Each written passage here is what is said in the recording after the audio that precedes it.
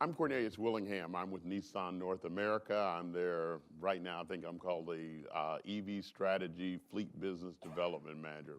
Really long title. What it means is I decided to get involved in electric vehicles.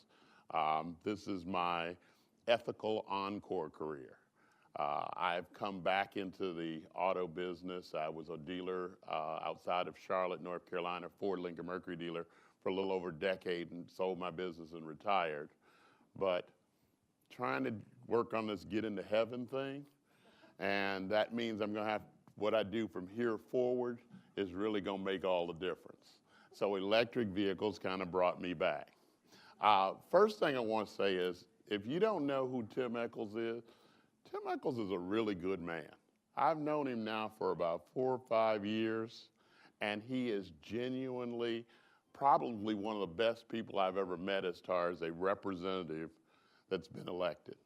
He genuinely believes in electric vehicles. He believes in trying to make the world better in total. And so, I got to applaud him for all of that. Let me tell you a little bit about electric vehicles. I just try to dispel as many myths as I possibly can. The first myth is that electric vehicles are new technology. Nope.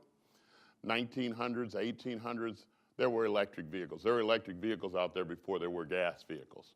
But they discovered oil in Texas, and then they discovered the self-starter.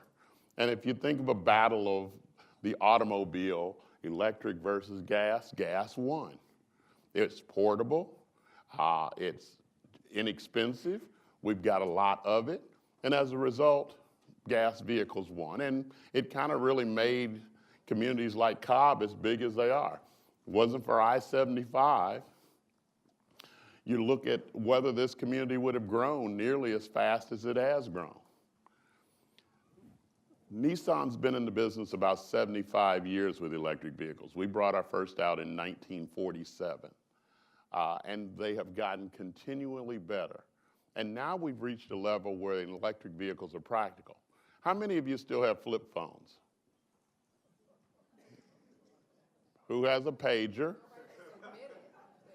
Do you have a VCR at home that you're still using? Or better yet, now, I don't count those that you keep in the storage room because you think it might come back and you got some stuff on tape you want to see.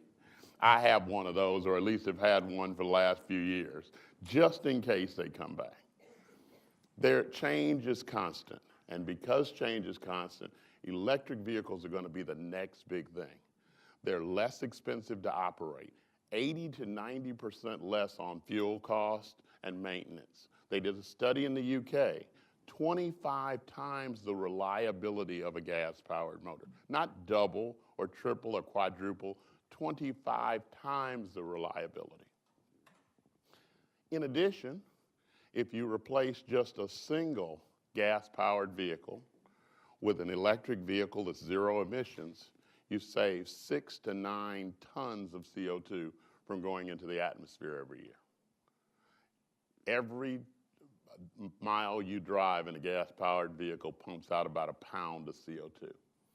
Now, sales are projected to skyrocket, and they will like the smartphone. I was telling somebody a little bit earlier, I actually remember telling somebody who had an iPhone 3 and showed it to me, and it was like $599. What a silly device. This will never catch on. Some people think about electric vehicles the same way. But every automaker, and these are people who spend a lot of time and a lot of money doing research and doing analysis, every one of them is building electric vehicles. India, the UK, China have banned gas-powered vehicles after the year 2030. Look at what the experts are saying.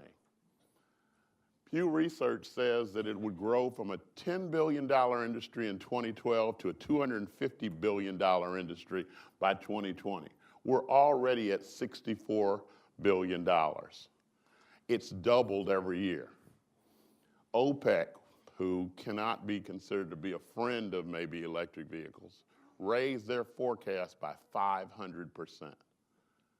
They believe electric vehicles are going to be the next big thing. And Pew Research says there'll be 60% of the cars sold in this country basically by the year 2025, 2026.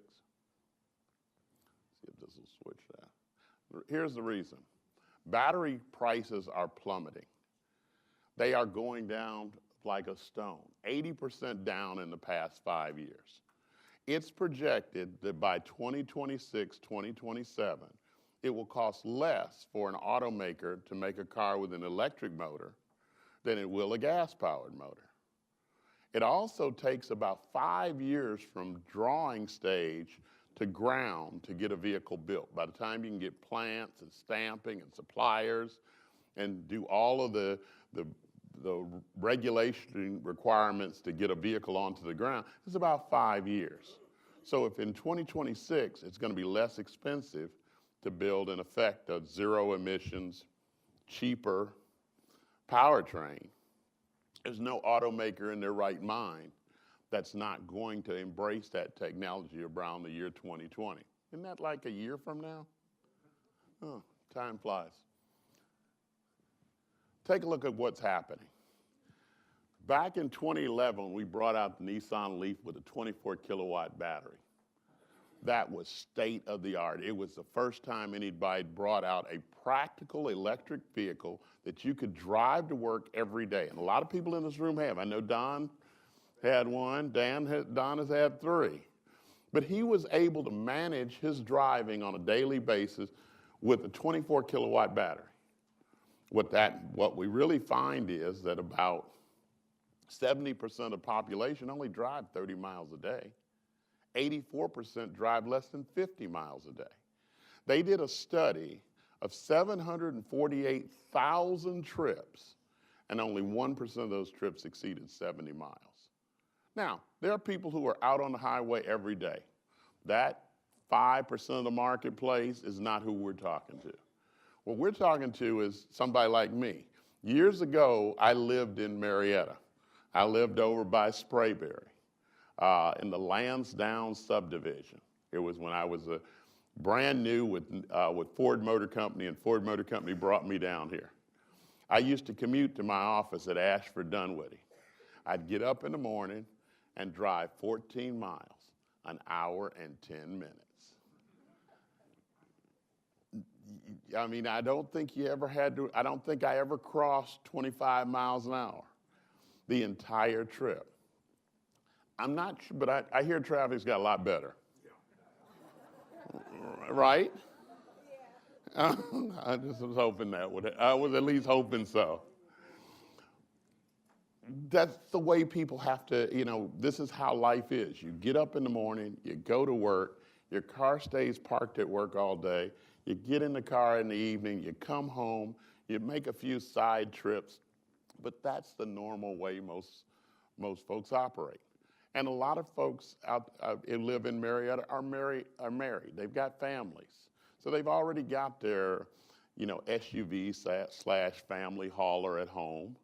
And they just really need a good, reliable, inexpensive way to go to work and back. That's what electric vehicles can bring to the party. Look at what we've done in the last 4 years. From 24 kilowatts, you can see some of the chemical structure was a little bit confused, to now we've made a cell that's 24 cells that has 62 kilowatts.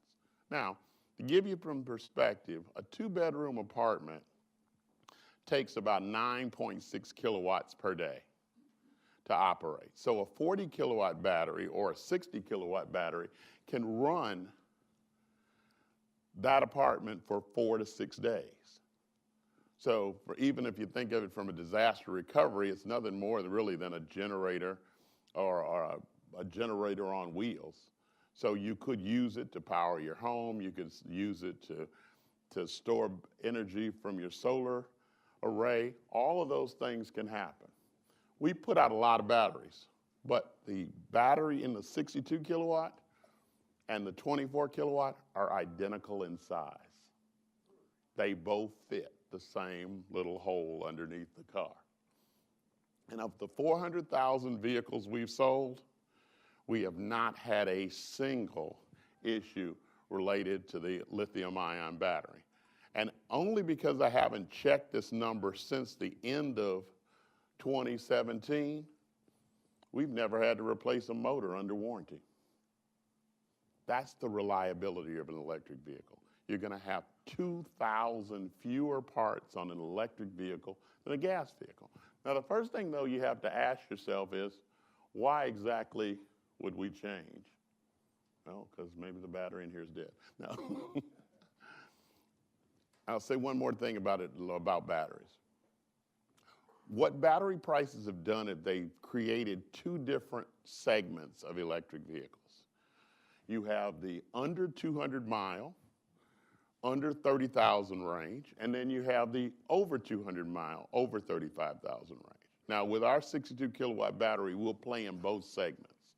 But you have to understand which works for you. If you're a commuter, if you're someone who goes to work every day and you're going to drive, 10, 20 miles each way and back, 150 miles of range is more than sufficient for you. If you're someone who's driving in from maybe Rome to downtown, you might want 226 miles of range. We want to be able to serve both purposes. But you pick the vehicle based on what you need. What you don't want to do is overestimate. We've often talked about how many people have 8-passenger SUVs just in case grandma wants to ride with everybody at Thanksgiving. It's overkill. Electric vehicles are a tool. They're not, I looked out there at the Jaguar and I looked at the Texas, beautiful, sexy vehicles. Leaf is sexy if you consider practical. It's designed to do a job, a task, not necessarily to make you taller or better looking or anything else. So we're looking at electric vehicles as something that'll serve a purpose. And while they can't eliminate traffic, they can make it tolerable. Because one of the great things about an electric vehicle is it allows us to bring technology in. It allows us to bring intelligent mobility, driver assist technology that can make your life easier. How would you like to not ever hit anything again? Has anybody ever had a rear end accident? This is not confession time, but I think we've all looked up and the car in front of us didn't go. And so as a result, we either have to slam on brakes. Sometimes we slam on brakes successfully. Some of us have slammed on brakes unsuccessfully. We can fix that. We put automatic emergency braking on every model, from the lowest to the highest. So what it will do is, if you fail to act, it will act to prevent a collision. Now, it can't prevent every collision, but certainly it can prevent most of them. Figure out where this actually clicks to. What it does is it allows us to, through radar and LiDAR, to see the vehicle in front and see the vehicle in front of it and determine if a collision is likely. And as a result, the car itself can act. In addition, we can bring on things like ePedal. ePedal is a technology where you'll actually be able to drive with only one pedal, the accelerator. You press down to go, you lift up to slow. And it is the most natural way to drive you've ever gone about. If you haven't tried it, you can try it on the vehicles that are out there. It takes you about 30 seconds to get used to it. But in bumper-to-bumper traffic, it is far more natural than driving any other way. I'm going to try to see if I can advance this a little bit for you. I'm not sure that it's actually working anymore. Okay. I missed one? Okay. Got it. Least disruptive technology. One more? Missed a lot of stuff. Okay. I wasn't paying attention, clearly. Well, I didn't go that far. Now we got to back up. We're in the wrong one. Yeah, that's it. Sometimes technology is over I'm going to need your help on this one. I'll speak while you're doing that. What we're trying to do with intelligent mobility is make you a better driver. You know, I wasn't the best tennis player in the world, but then I got a big head racket and I got a lot better. We're going to do that with cars. How would you like to be among the generation that never has to give up driving? Because your car will park itself, it will come to you, it will center you in your lane, it will see the lines and stay within it, even going around curves. It will pace you with the traffic in front of you. When that traffic stops, it will stop. When that traffic goes, you will go. I came down I was at the Atlanta Auto Show, and I drove up here using Intelligent Cruise. Basically, what you do is lock onto the car in front of you, just sit back. And when it accelerates, you accelerate. When it slows, you slow. It takes the stress off. You're managing the drive as opposed to having to be an integral part of it. Let me grab you. Okay. Well, you know, if he puts his and takes off, you do have a preset top speed. I was assuming you'd stay somewhere near the speed limit. Electric vehicles are going to make a difference for this reason too, and I think we were talking a little bit about why you would want to go to an electric vehicle. As a citizen, and both Don over here and Tim are really good citizens. They understand that climate change is driven largely by carbon in the atmosphere. We reached 404 parts per million in the year 2017. That's the highest level of carbon in the atmosphere in almost 400,000 years. As a result, what that does is it makes storms more volatile. That's why it's 70 one day and 30 the next day. It just kind of confuses things.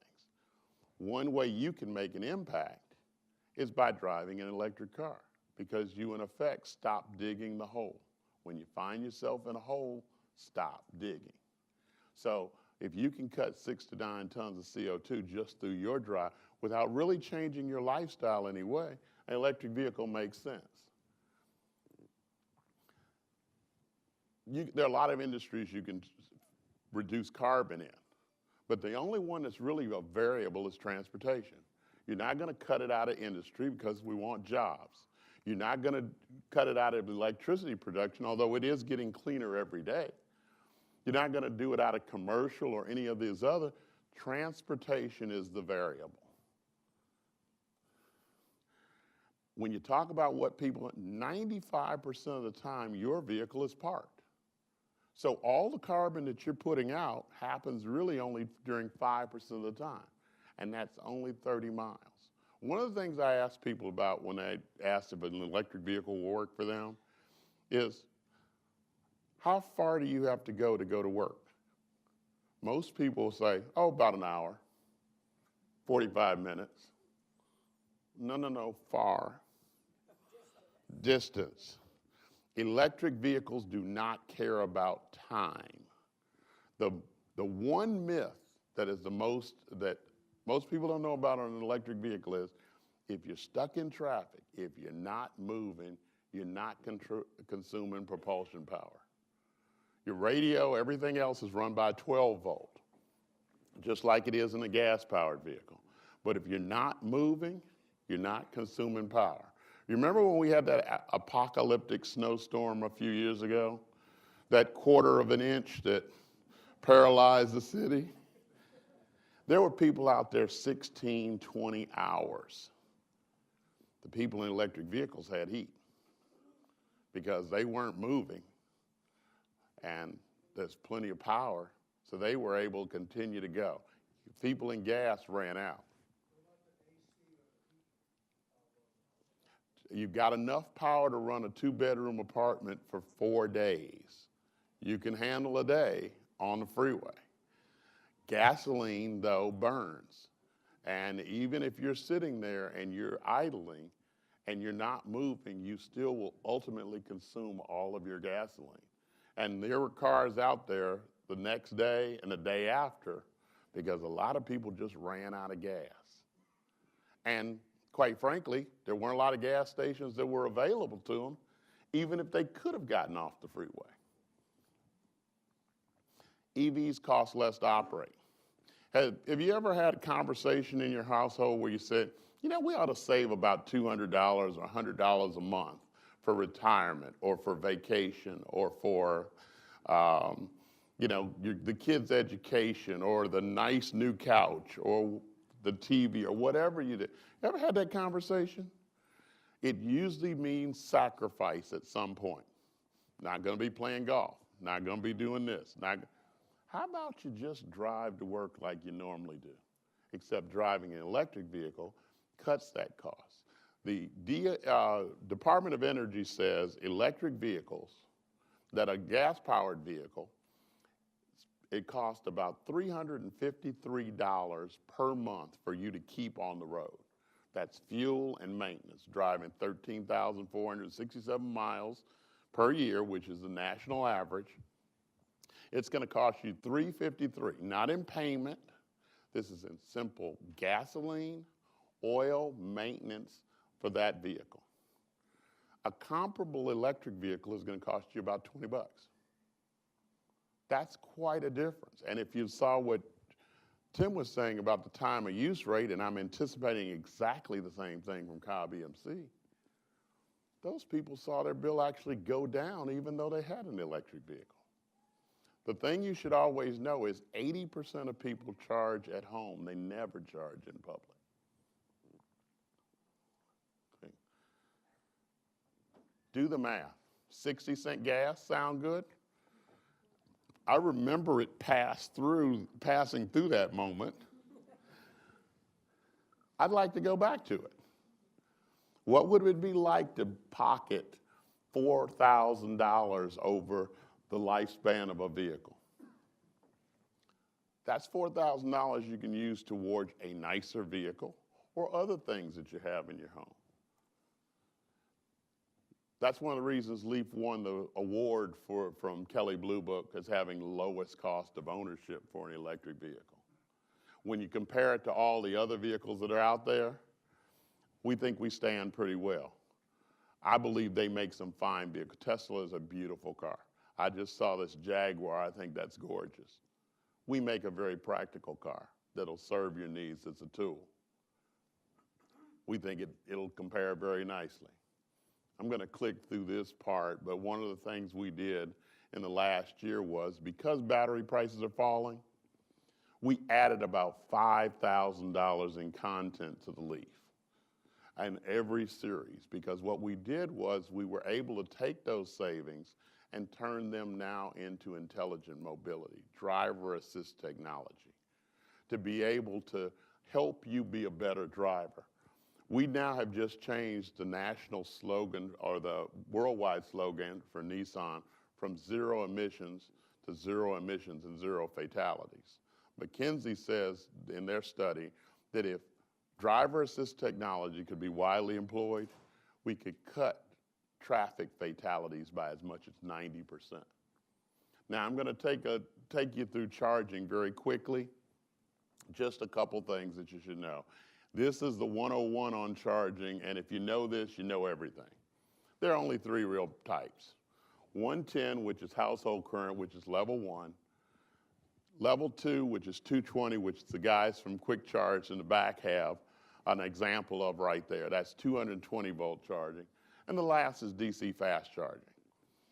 If you just charge at home, just plug it into the wall, you're going to get 5 to 7 miles an hour. That's what you do when you get home. You plug in, time of use rate comes on at midnight. The car's smart enough to know to start at midnight. Goes to, say, 6 a.m. in the morning. You get up, you're ready to go to work. You've picked up 5 to 7 miles times 6 hours right there. Level 2 charging will give you 20 to 30 miles in an hour's time. It's what you do when you go to the grocery store or when you go to the movie theater or when you go to the mall. You plug in the hour that you're in there, you get 20 to 30 miles, basically a day's driving. DC fast charging is the game changer, and there are quite a few in this area. Plug in, 10 minutes, you could get up to 50 miles of range. So in the time it takes you to go to Starbucks and get your coffee, cream, sugar, get it exactly right temperature, everything else, you've got enough driving for a day, even if you're a long driver. I think that went to his. I know we were wording on time, so we have an opportunity to talk a little bit about some questions, and I know Don's going to answer a lot of them. He knows more about electric vehicles than just about anybody. He worked on some of the very first electric vehicles that came out in terms of with GM, and some of the stories about that. If you think that we're having issues with adoption now, that was a time when really those vehicles could have come out and stayed in the marketplace. They were just that good. I saw a question over here. Can you speak to safety issues with respect to the structure of the vehicle, not just following safety? Obviously, we try to, everybody goes for the 5-star crash safety ratings, and we've done that, and Leaf has it.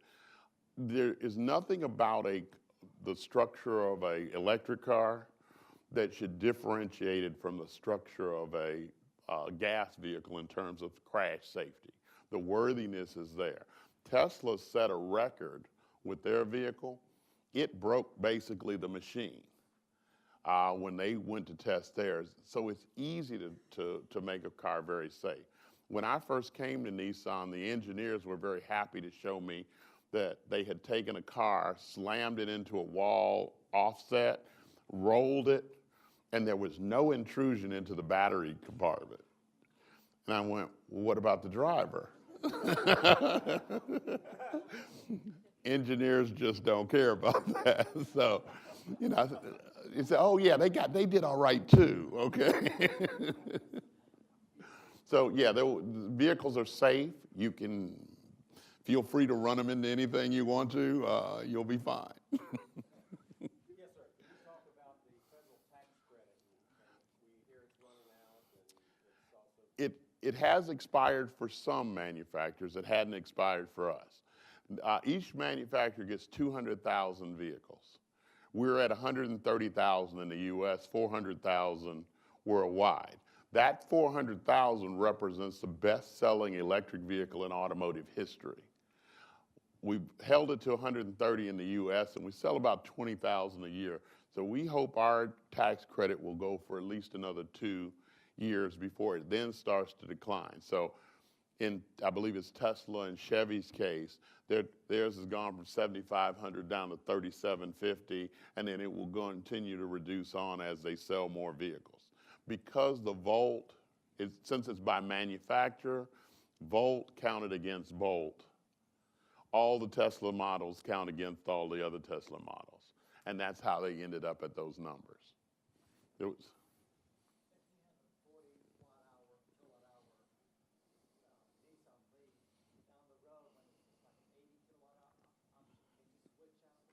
there are 6 bolts. All the battery is held in by 6 bolts. The idea is that is something that has come to Europe and it's come to Japan already. It will come to the US. We just launched a program in Japan and Europe where the battery can be replaced for $29.95. And the idea is a battery's a consumable. It's just like a motor. But see, when you get 200,000, 300,000 on a motor, you're pretty much done. You've got to basically, not so much that you couldn't replace the motor and the transmission, but all those extra parts around it also have aged. In an electric vehicle, that doesn't happen. The only thing you need to replace is the battery. A battery should last about 25 years. It should have probably a 70, 75% capacity at 15 years.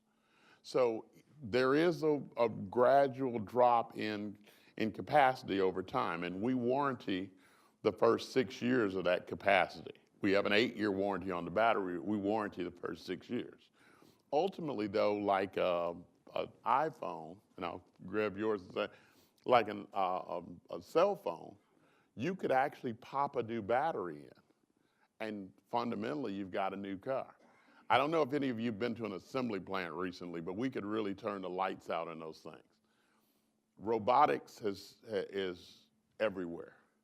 And so now you no longer have that issue of did somebody weld a car right? Is it slightly off? 1/1000th of an inch is considered failure in robotics. So every vehicle that's bolted together is bolted together exactly. It is measured by lasers. The paint process is done by all robotics. It's exactly the right amount of paint. In terms of putting primer on, we take the car and we dip it to make sure the primer's under every nook and cranny. It doesn't rely on somebody spray painting it. So we actually make a better body today. And what that means is it's going to change the dynamics of 5 or 10 years from now. You won't buy another car. You'll buy another battery. You'll pop it in and you'll fundamentally have a new car.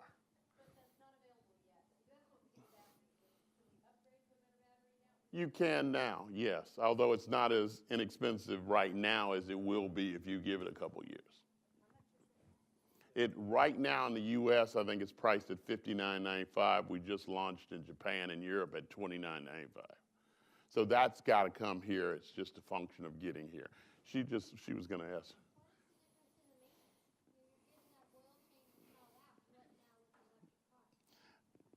Let's see, you have to do a battery check once a year. We give you the first 2. That's 0.3 of an hour, so that's roughly $30. And you got to rotate the tires, stuff that you do to a regular, any kind of, but other than that, there's nothing. There's just nothing. There's no coolant. There's no spark plugs. There's no thermostat. There's no water pump. There's none of that stuff. There are 2,000 fewer parts, and therefore they don't have to be repaired or ever replaced. The catch? You will probably have to go into a higher tax bracket from all the money you save. I am sure that is going to cause all types of trouble for your accountant. Not paying $7,500 in federal tax is probably going to leave you racked with guilt. Yeah, that's it.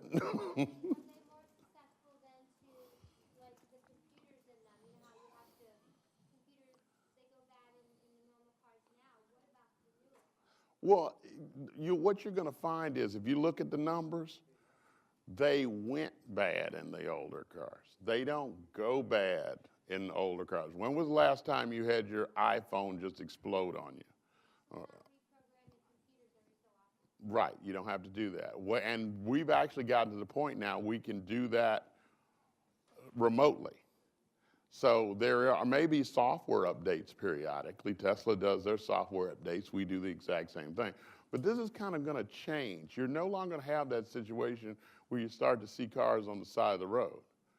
You know, there's even an SOS button you can press if you got a problem, and you'll talk to somebody.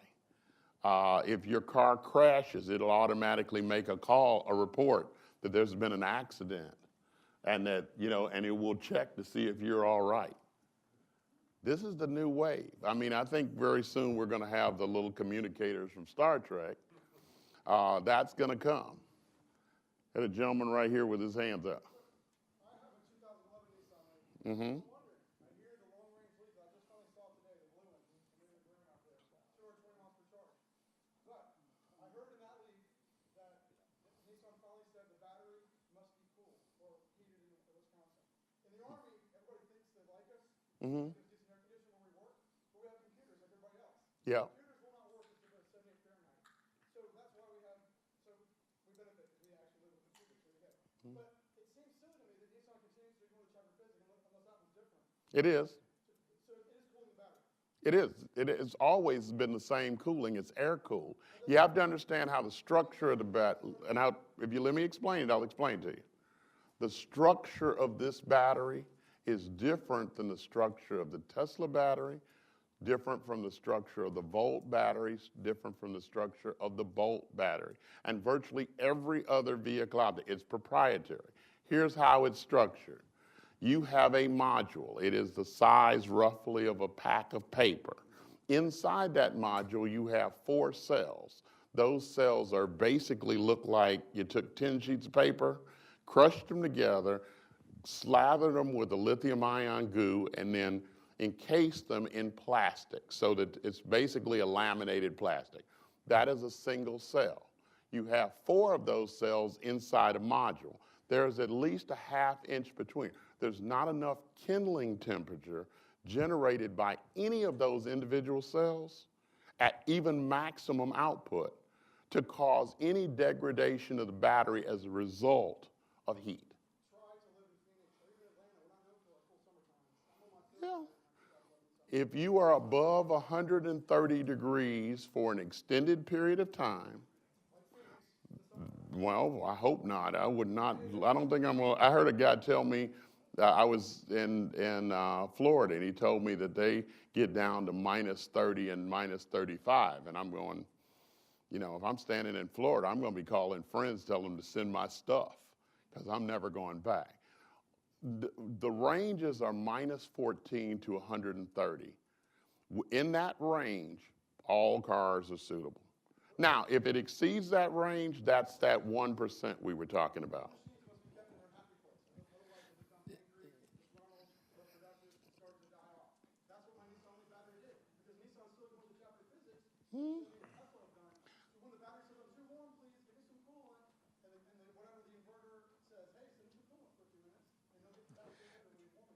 Yeah, I think Cornelius will be here after the meeting, so you guys can discuss this situation with your battery, I think, after the meeting, so I think we can handle that. I think we got one more question for Cornelius, and then we'll move on. We're running short on time.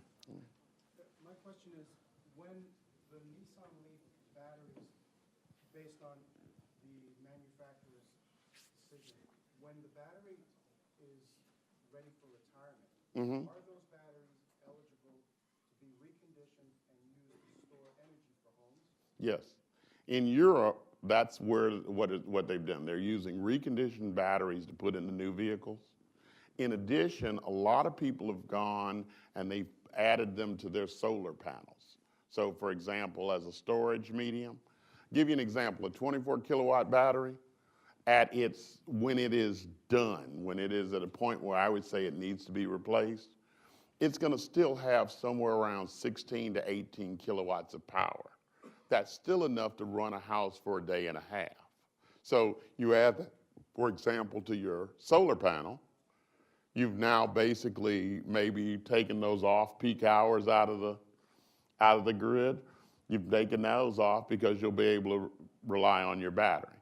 In addition, you'll then add a battery that may have greater capacity. The idea is that people will take an older vehicle and they'll upgrade the battery.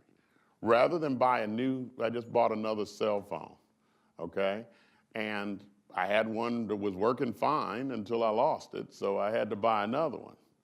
But you won't do that with a car. You'll simply pop a battery in at a much lower cost, comparable to what it would cost you to put a transmission in. And fundamentally, you're working now with a new car because the only other components in there are things like suspension components, a McPherson strut suspension, shocks you may have to change. Your brake pads, which would normally be changed at 30,000 miles, can now go to 120,000 miles. Well, because you're really not, have any of you driven, did any of you drive the Leaf while you were here? Any of you driven? Okay. In all likelihood, you never applied pad to rotor. Unless you did an emergency stop during your drive, the kinetic energy from the drive was being captured and recharging the battery. It feels like. Yeah. Yeah. If you do that in traffic, try that in traffic once. Try it on the connector one time, and you'll never want to go back. Try getting in a car, a gasoline-powered car, after you've been driving an electric car for a week, and the noise level is just deafening. You know, the vibration. So those are the things that are different about an electric car. We're doing test drives down the auto show. If any of you are going to visit there and don't have an chance to drive while you're here, stop there. It's worth taking the time to do that.